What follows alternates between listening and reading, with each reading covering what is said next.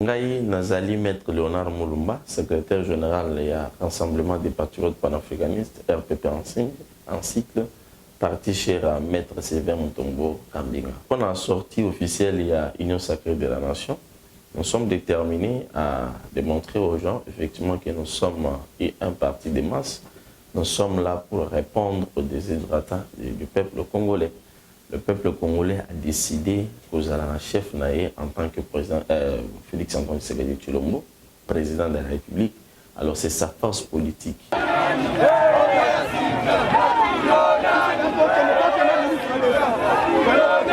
RPP Odili, Ngomba politique, moi Namboka, excellence Sylvain Mutombo Kambinga.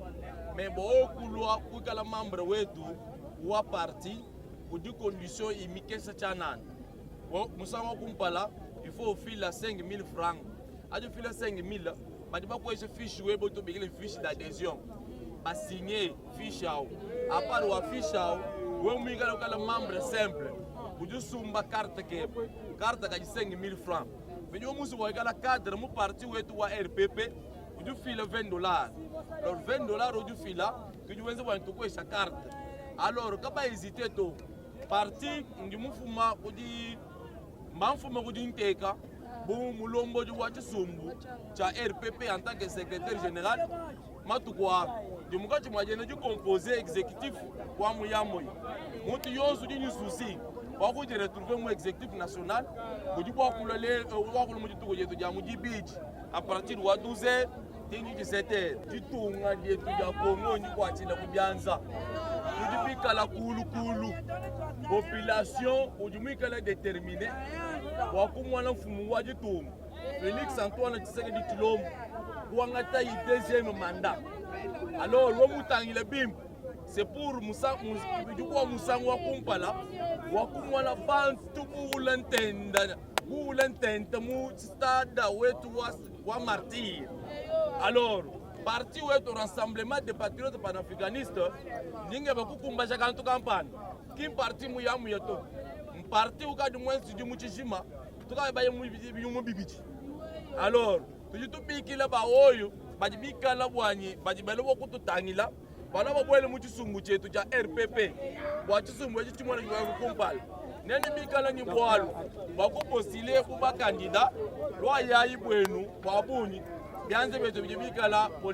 Bampangi yoge ya kuyituka ve kimvuka ya bele mona bantume fuluka mingi bome kwisa sambu na kimvuka ya bome sala ya Union Sacrée do yoge sangisa ba Congolais nyonso bovanda mo kimvuka sambu na kutunga bwana na betu na ngemba bwala ke tungamaka na kunwa na ve bwala ke tungamaka na minduki ve bwala ke tungamaka na ngemba yoyi na betu metala kana betu ke kwenda na mpila ya kukabwana bola na betu tatoma ve yoyi na fachi beton na mayele nandi ya nzami mepesandi ame tubande betu vanda betu nyonso kimvuka ino ina boge binga na ndinga ya mundele Union Sacrée.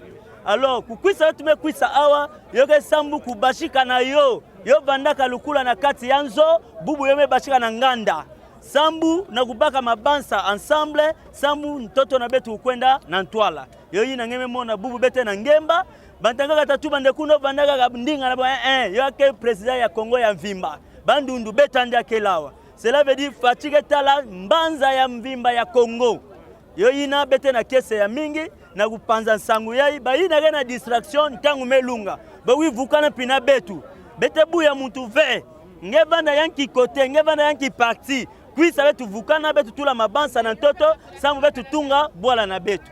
Aujourd'hui, une nouvelle histoire vient de naître dans les annales de la République démocratique du Congo. La naissance de l'Union sacrée de la nation, initiée par l'autorité morale, les camarades Félix Tshisekedi Tshilombo. Je demande à tout Congolais, du nord, d'ici de l'est à l'ouest, de soutenir les camarades Félix Tshisekedi Tshilombo, notre leader, le fils des Sphinx, qui incarne le pouvoir, qui incarne l'unité de la République démocratique du Congo. Les rassemblements des patriotes panafricains sur toute l'étendue de la République soutient la candidature de M. Félix Tshisekedi Tshilombo.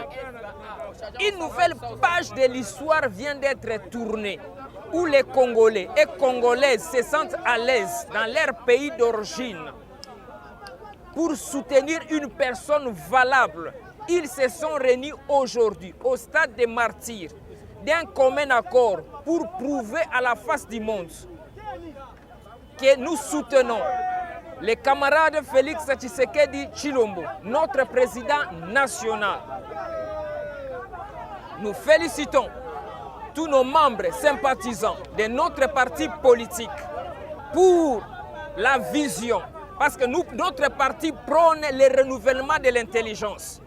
C'est-à-dire, nous voulons une nouvelle mentalité au sommet de l'État, des gens capables de bien gérer, d'assumer et de contrôler sur toute l'étendue de la République la gestion de la chose publique. Sur ce, nous disons merci au président national, l'autorité morale de notre méga structure, les camarades Sylvain Kambinga Mutombo.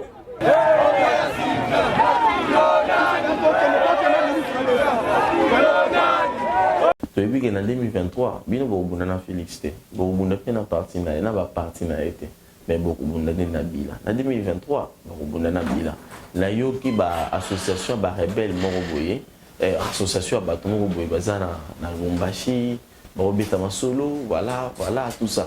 Lingomba wana biso totala yango te, mais vous devez comprendre que biso na 2023 peuple congolais a repêché Félix raison, a repêché un deuxième mandat pour bilan na biso est largement positif. Et d'ailleurs, ce n'est pas le moment de parler du bilan de Félix. Et vous devez comprendre que le moment viendra où nous allons revenir pour parler du bilan. Bozo yoka nzalaise belé, mais tout nanan. Bon ils ont circulé, bon wana et bandako et qui wap ezala kindengeni.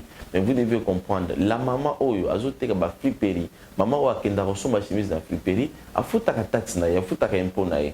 Aza pe na droit ya komona na quartier na place avanda kureza la nzela za malamu, mai pezal. Mais maman anazanga ki mai, maman anazanga ikura, azanga kinzela. Mais lelo to canaliser mbongo wana, moke impôt azofuta, moyen ba yiba lisusu ezati.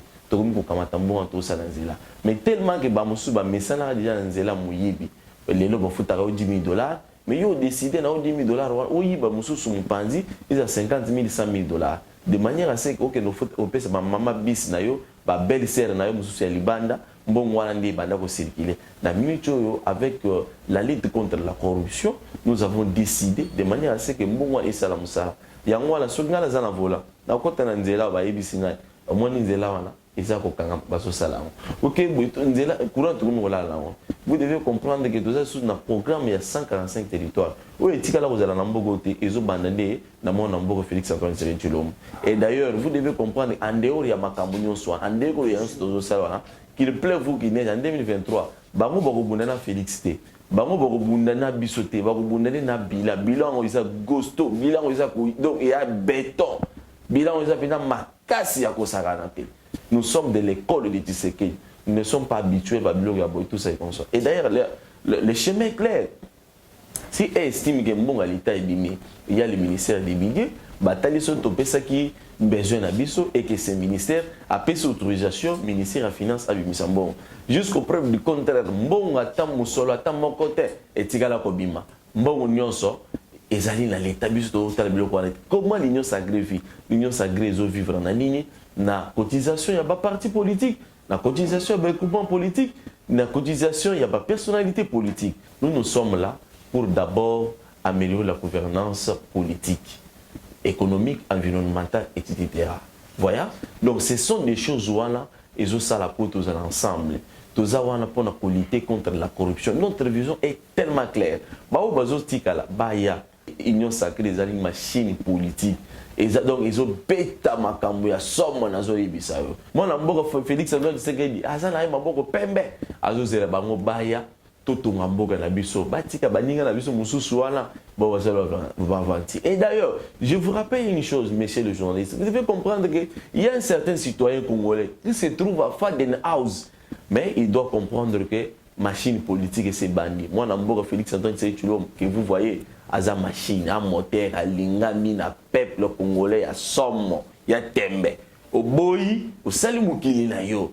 Parti politique na biso, rassemblement des patriotes panafricanistes, parti à bas panafricaniste. Ba panafricaniste nyonso mondio, ba tshisekidiste nyonso mondio, parti na biso ezali kozela bango maboko polele. Baya tozana kati ya kosala exécutif du soir makasi koleka. Ya libanga ya beton. Toza osala ngwa. Makambo ya tono train c'est que yoye train zéro que moyen to memayo ezate. Boya ebele tozozela bino.